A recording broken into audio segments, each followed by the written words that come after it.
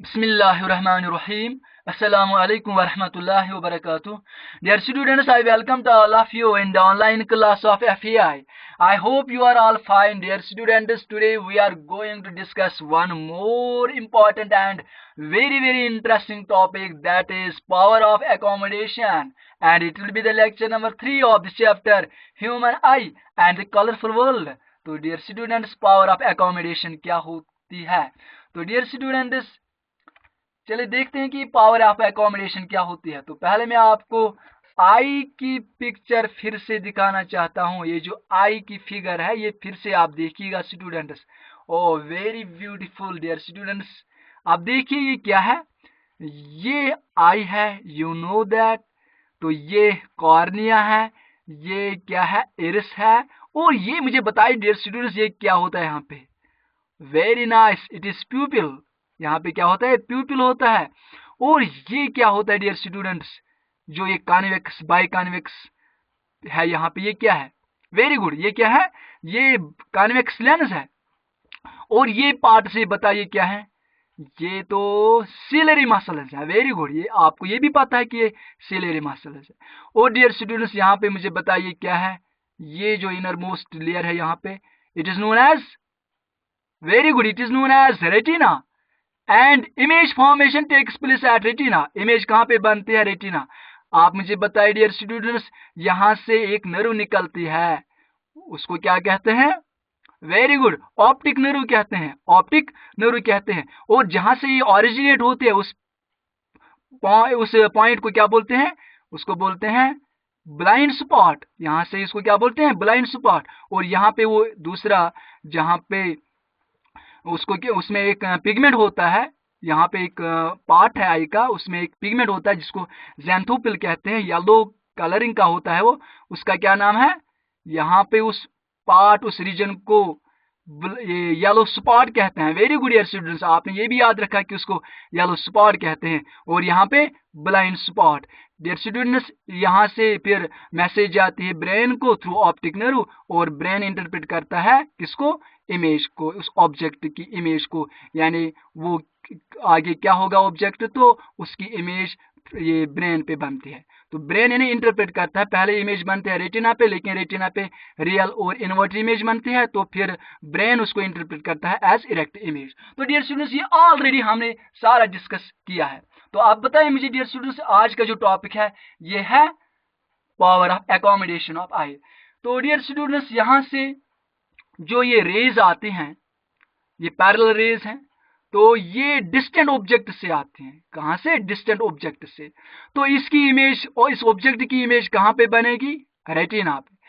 तो dear students, इसी तरह से अगर ऑब्जेक्ट नजदीक होगा, नियर बाय ऑब्जेक्ट होगा, तो उसकी इमेज भी कहां पे बनती है, उसकी इमेज भी बनती है रेटिना पे।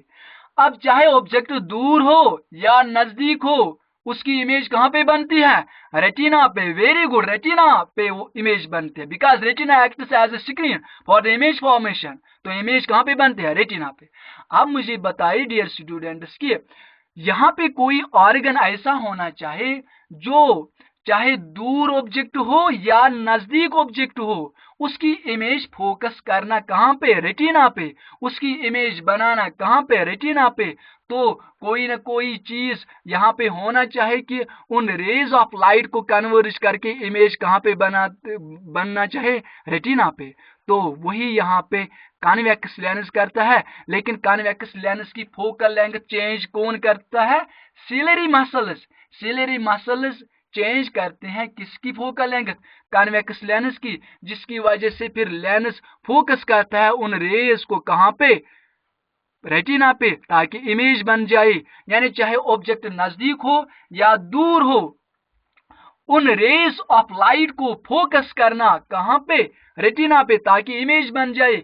ये लेंस ये काम करता है। लेकिन लेंस की फोकल लेंथ चेंज होने के लिए कौन रेस्पॉन्सिबल है, सिलेरी मसल्स। सिलेरी मसल्स ये चेंज करते हैं focal length of the convex lens, और जिसकी वजह से इमेज फिर कहां पे बनती है, कहां पे इमेज फोकस होती है, रेटिना पे। तो यही हम डियर स्टूडेंट्स अब डिस्कस करने जा रहे हैं, यानी इसकी डेफिनेशन में अब आपको दूंगा डियर स्टूडेंट्स।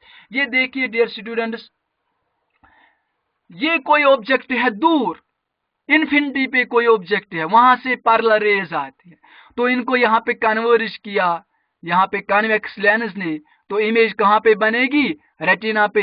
लेकिन डियर स्टूडेंट्स यहाँ पे और यहाँ पे लेंस आप देखिए ये थोड़ा थिन बन गया, इलांगेट फॉर्म में है, लेंस क्या बन गया यहाँ पे, थिन, और इसकी फोकल लेंथ इंक्रीज होती है, लेकिन पावर यानी कन्वर्जिंग पावर इसका डिक्रीज होता है, इसका पावर डिक्रीज होता है, converging power decrease, lens becomes thin, और यहाँ पे इसकी फोकल लेंथ इंक्रीज होती है, फोकल लेंथ इंक्रीज होती है तो पावर डिक्रीज होता है, कन्वर्जिंग पावर डिक्रीज होता है।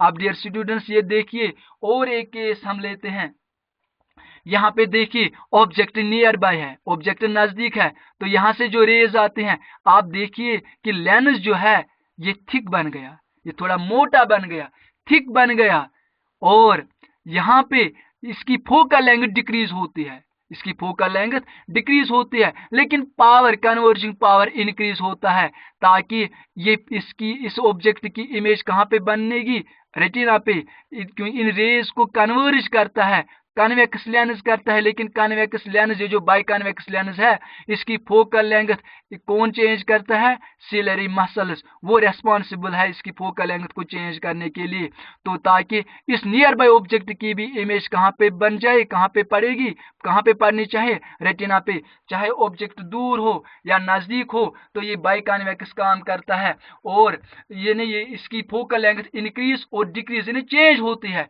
और वो काम कौन करता है, सिलरी मसल्स के लिए रेस्पॉन्सिबल है। अब dear students power of accommodation अब आपको समझ में आएगा, अब हम इसकी डेफिनेशन देखें। The ability of eye to adjust its focal length so that the image is formed at the retina irrespective of object distance, object कहां पे कहीं पर भी हो, चाहे इन्फिनिटी पे हो या नजदीक हो, उसकी इमेज कहां पे बनती है, रेटिना पे।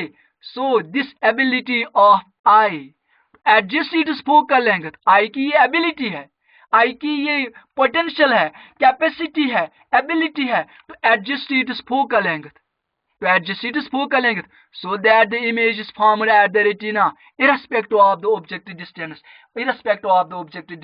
तो स्टूडेंट्स फिर से मैं और एक डेफिनेशन यहाँ पे देना चाहता हूँ ताकि ये डेफिनेशन भी आपको अच्छे से क्लियर हो जाएगी। The ability of an eye to focus the distant object as well as the nearby objects on the retina by changing the focal length or converging power of its lens is called accommodation और power of accommodation। मैं definition पे फिर से आता हूँ। The ability of an eye to focus the distant objects, distant का मतलब है बहुत दूर, यानी इन्फिनिटी पे भी अगर ऑब्जेक्ट हो, to focus the distant objects as well as the nearby objects, अगर नजदीक हो तो नजदीक ऑब्जेक्ट की को भी फोकस करना, as well as the nearby objects on the retina by changing the focal length, लेकिन फोकल लेंथ के लिए रेस्पॉन्सिबल कौन है, सिलरी मसल्स, यानी फोकल लेंथ लेंस की चेंज होती है, वो चेंज कौन करता है, ciliary muscles, by changing the focal length और कन्वर्जिंग पावर, यानी जब फोकल लेंथ चेंज होती है तो पावर चेंज होता है, अगर फोकल लेंथ ज्यादा तो पावर कम, अगर फोकल लेंथ कम तो पावर ज्यादा, अगर फोकल लेंथ ज्यादा तो पावर कम, अगर फोकल लेंथ कम पावर ज्यादा, अगर फोकल लेंथ ज्यादा तो पावर कम, यानी क्योंकि power is inversely proportional to focal length, तो by changing the focal length और converging power of its lens is called power of accommodation, इसको क्या कहते हैं, पावर ऑफ एकोमोडेशन। तो dear students, the normal eye has power of accommodation which enables objects as far as infinity, यानी हमारी आई की अल्लाह ताला ने ये खुसूसियत रखी है, ये एबिलिटी रखी है कि ये एकोमोडेट करता है, ऑब्जेक्ट्स इन्फिनिटी पे हो या नजदीक हो तो ये उनको एडजस्ट करता है, और इमेज कहाँ पे बनती है, रेटिना पे, फार ऑब्जेक्ट्स की इमेज भी और नियर बाय ऑब्जेक्ट्स की इमेज भी कहाँ पे बनती है, ये रेटिना पे। लेकिन इसके लिए रेस्पॉन्सिबल आई है, और आई कैसे ही काम करता है, आई की फोक यानी लेंस ये काम करता है, लेकिन लेंस की फोकल लेंथ एडजस्ट कौन करता है, लेंस की फोकल लेंथ इंक्रीज डिक्रीज कौन करता है, उसके लिए रेस्पॉन्सिबल है सिलियरी मसल्स। ठीक है, ciliary muscles. The normal eye has power of accommodation which enables objects as far as infinity and as close as 25 centimetre to be focused on the retina. तो dear students, normal eye की जो power of accommodation है, ये as far as यानी दूर तक ये accommodate करते हैं ऑब्जेक्ट्स को, अगर वो इन्फिनिटी पर भी हो, और as close as 25 centimetre to be focused on the retina. यहाँ पे 25 सेंटीमीटर ही क्यों? तो डियर स्टूडेंट्स, मैं आपको ये ऐसे समझाऊंगा। ये देखिए डियर स्टूडेंट्स, यहाँ पे क्या होता है, 25 सेंटीमीटर नियर पॉइंट कहलाता है आई का। तो यहाँ पे अगर ऑब्जेक्ट हो तो डियर स्टूडेंट्स, इसकी रेज को, ये जो यहाँ से जब रेज आती है रिफ्लेक्ट होके, तो उनको कन्वर्ज यहाँ पे लेंस करता है। लेंस मोटा मोटा यानी थिक बनने लगता है। यहाँ पे वो लेंस क्या बनता है, बनने लगता है, थिक बनने लगता है। ये देखिए, थिक बनने लगता है। और सिलियरी मसल्स इस पे क्या दबाव, फोर्स डालते हैं, और ये लेंस थिक होने लगता है। लेंस क्या होने लगता है, थिक होने लगता है। और क्योंकि लेंस जो है हमारी आई में, बाइकॉन्वेक्स लेंस, ये फ्लेक्सिबल लेंस है। लेकिन फिर अगर और ये यानी ये कंप्रेस होने लगता है, ये सिलियरी मसल इस पे फोर्स और यानी इस पे दबाव डालते हैं, फोर्स पे अप्लाई करते हैं, जिसकी वजह से ये लेंस क्या थिक बनता है, और पावर इंक्रीज होता है इसका, और फोकल लेंथ डिक्रीज होती है। लेकिन अगर फिर 25 सेंटीमीटर से ऑब्जेक्ट नजदीक हो, लाइक 10 सेंटीमीटर पे, 5 सेंटीमीटर पे, या 2 सेंटीमीटर की दूरी पे, फिर उसके अलावा यानी 25 सेंटीमीटर से कम, अब ये और थिक नहीं हो जाएगा। अब सिलियरी मसल्स इसको और कंप्रेस नहीं कर सकते, क्योंकि हर एक चीज का यानी लिमिट होता है। वो अब ये और कंप्रेस नहीं होने लगेगा। अब ये सिलियरी मसल्स इस लेंस को और थिक नहीं करेंगे, क्योंकि अब इन यानी हर एक चीज का लिमिट होता है, हद हर एक चीज का होता है। इसलिए डियर स्टूडेंट्स, डॉक्टर्स एडवाइस करते हैं कि यानी 25 सेंटीमीटर से यानी 1.5 फीट से कम, यानी कम 1.5 फीट से कमी की दूरी पे, यानी 1.5 फीट से कम बुक नजदीक नहीं रखना चाहिए। यानी ये 25 सेंटीमीटर से दूर दूर ही रखना चाहिए, एटलीस्ट 25 सेंटीमीटर।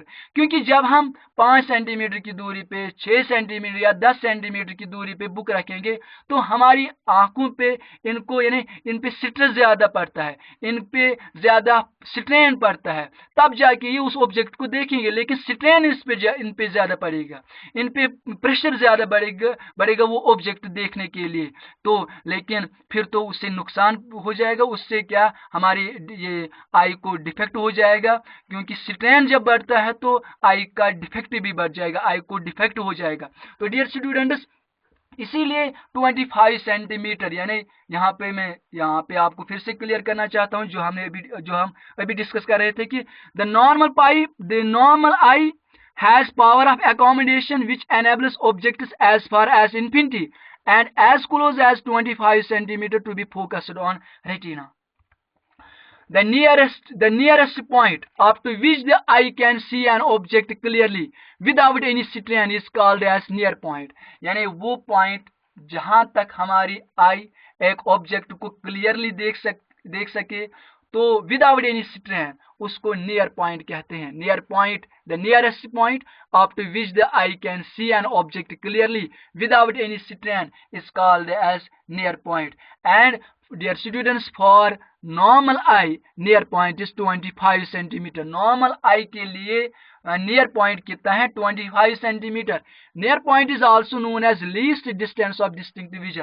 तो डियर स्टूडेंट्स, कभी कभार ये एग्जाम में पूछा जाता है कि what is least distance of distinct vision. ये नियर पॉइंट ही होता है, और इट इज 25 सेंटीमीटर।